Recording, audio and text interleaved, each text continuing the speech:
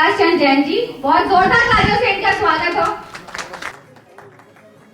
मैं Prakash Chand Jain Bawana chamber of industry के 17,000 साथियों का शुभकामना संदेश लेकर आपके समक्ष हाजिर हुआ।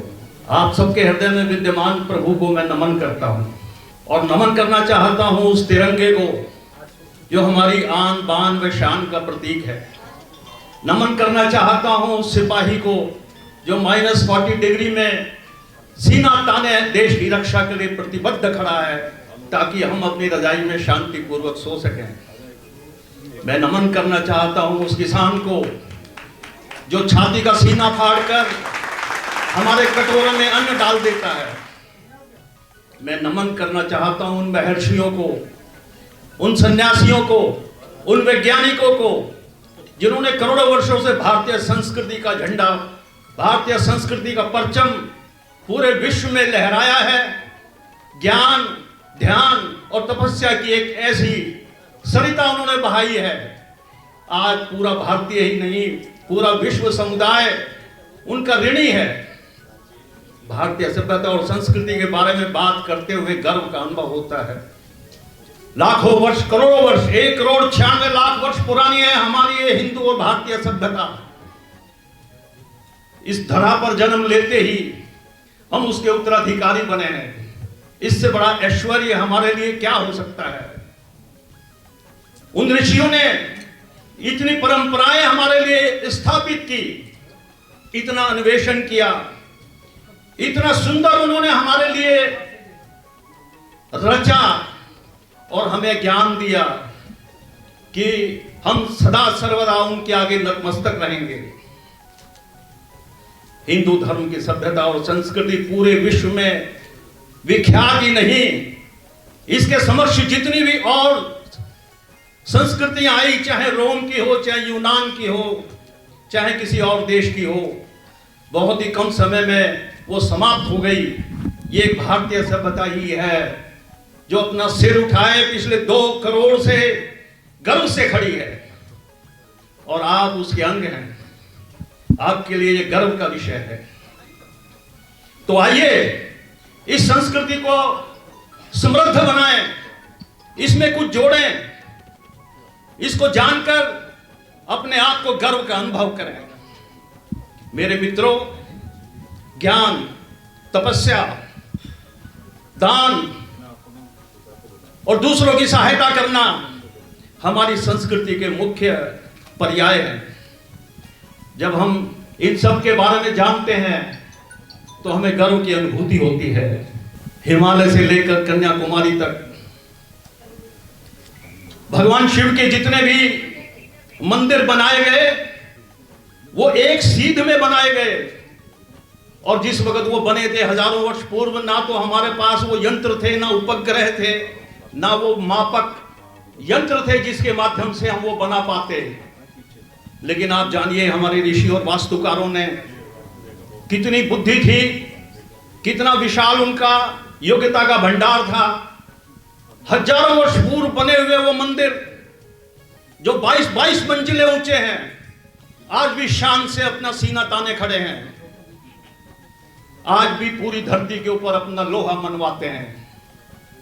मेरे मित्रों, हमारी हिंदू संस्कृति में वास्तु और ज्योतिष दैदीप्यमान सितारों की तरह चमकते रहे हैं। आपके हाथ में वो ध्वजा है, वो केसरिया ध्वजा, जिसके माध्यम से आप भारतीय संस्कृति को और समृद्ध और उन्नत बना सकते हैं।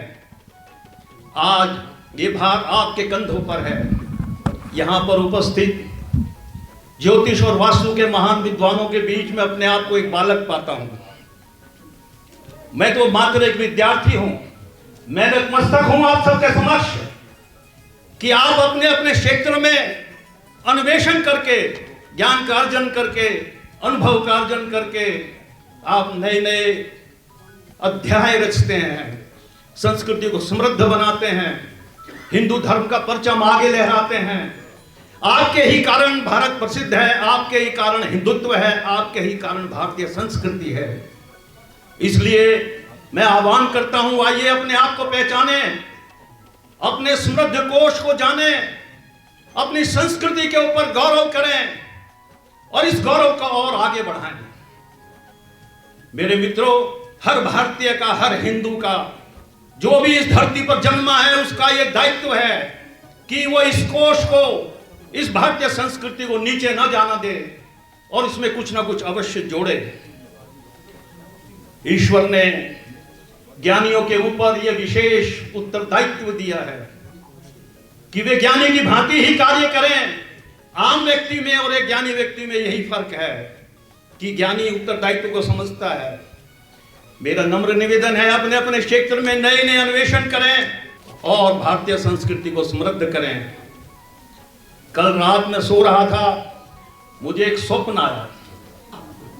स्वप्न में भगवान राम शबरी के आश्रम में पहुंचे। शबरी ने मुस्कुरा कर कहा, प्रभु मेरी झोपड़ी ढूंढने में कोई परेशानी तो नहीं हुई? भगवान राम ने कहा, परेशानी कैसी? मुझे तो जन्मों से पता था कि मुझे शबरी के आश्रम में जाना है। शबरी ने कहा, प्रभु मैं भी चिरकाल से इंतजार कर रही हूं कब मेरे प्रभु राम यहां पर पधारेंगे और मेरी मुक्ति होगी। तो आप तो रावण से युद्ध करने जा रहे थे, इसलिए आप यहां पर रुके? शबरी ने प्रश्न किया, परंतु राम ने उत्तर दिया, हे माता, रावण का अंत करना तो मामूली बात है। ये मेरे साथ जो लक्ष्मण है, अपने पैर से भी तीर चला देगा तो रावण का अंत हो जाएगा। लेकिन मैंने 14 वर्ष का वनवास इसलिए स्वीकार किया कि मैं माता शबरी के चरणों में जाकर के आशीर्वाद ग्रहण कर सकूं। आने वाले इतिहास में यह रचा जाएगा कि भारत का निर्माण केवल उच्च जातियों ने नहीं, जनजातियों ने भी मिलकर के किया है। राम सिर्फ अपने सिंहासन पर बैठकर राम नहीं बनते, जब वो शबरी के चरणों में जाकर के आशीर्वाद प्राप्त करके रावण से युद्ध लड़ते हैं, तब वो राम बनते हैं। हे माता, आपका आशीर्वाद मेरे लिए ऐसा कवच है कि मैं इसको साथ लेकर के एक रावण तो क्या, सैकड़ों रावणों को मारने की शक्ति प्राप्त कर लूंगा। हे माता, मुझे सच्चे हृदय से आशीर्वाद दीजिए। मैं इतिहास में अपना नाम उन लोगों में लिखवाना चाहता हूं जिन्होंने आम जाति के साथ मिलकर के सारे राष्ट्र को एक सूत्र में बांधा, छोटी जातियों को भी साथ लिया और उच्च जातियों को भी साथ लिया। शबरी मुस्कुराई, उसने कहा, राम आप बड़े चतुर हो। राम ने कहा, माता भूख लगी है, कुछ खिलाओगे भी? तो माता शबरी एक टोकरी लेके आई, उसमें बेर थे।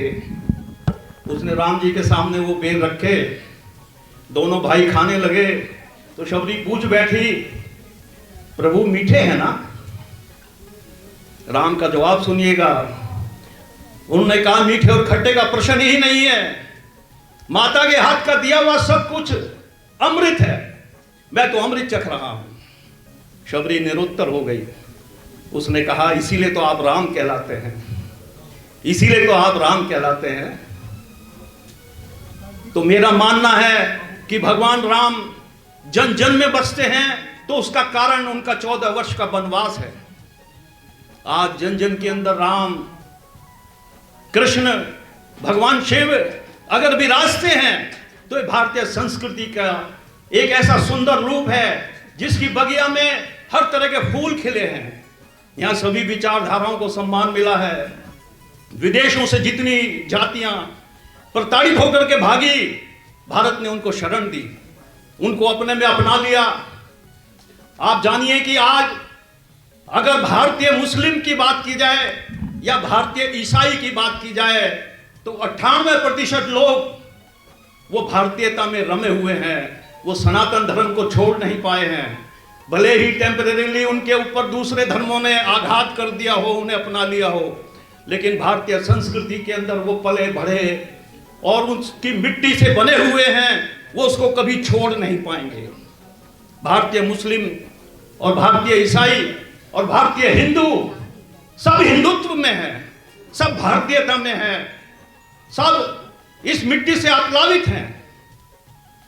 तो मैं आह्वान करता हूं, मेरे साथियों, मेरे वास्तुकारों, मेरे ज्योतिष के बंधुओं, आप इस दैदीप्यमान आकाश के चमकते हुए सितारे हैं। आप इस धरा की प्रसिद्धि को और आगे ले जाने में सक्षम हैं। ईश्वर ने आपको वो मौका दिया है कि आप भारत के परचम को, हिंदुस्तान के परचम को, इस भगवे को दिगंत तक, ऊपर तक ले जाएं। हिमालय की चोटियां कोई सीमा नहीं है। आकाश की छाती पर आपने वो भगवा लहराना है, ताकि पूरे ब्रह्मांड के अंदर अगर कोई संस्कृति दिखाई दे तो सिर्फ और सिर्फ भारतीय और हिंदू संस्कृति दिखाई दे। आपके अंदर वो शक्ति प्रभु ने दी है कि आप ये सब करने में सक्षम हैं। मैं आप सबको प्रणाम करता हूं और भगवान शिव से प्रार्थना करता हूं वो आपके पथ को प्रदर्शित करें। आप अग्रसर हों, पूरी शिद्दत से अपने कार्य में लगे और भारत को उन ऊंचाइयों तक पहुंचाएं जहां सारा भारत आपकी ओर देख रहा है। आप अपने अपने क्षेत्र में वो करके दिखाएं जो नए कीर्तिमान हो। इन्हीं सब शब्दों के साथ मेरी बहुत बहुत शुभकामनाएं। इसके आयोजकों के लिए बहुत बहुत शुभकामनाएं। इतना सुंदर आयोजन करते हैं, बार बार करते रहें। प्रभु इन्हें खूब शक्ति दे। बवाना चैम्बर की ओर से मैं इनको बहुत श्रद्धा सुमन अर्पित करता हूं। जय हिंद, जय भारत।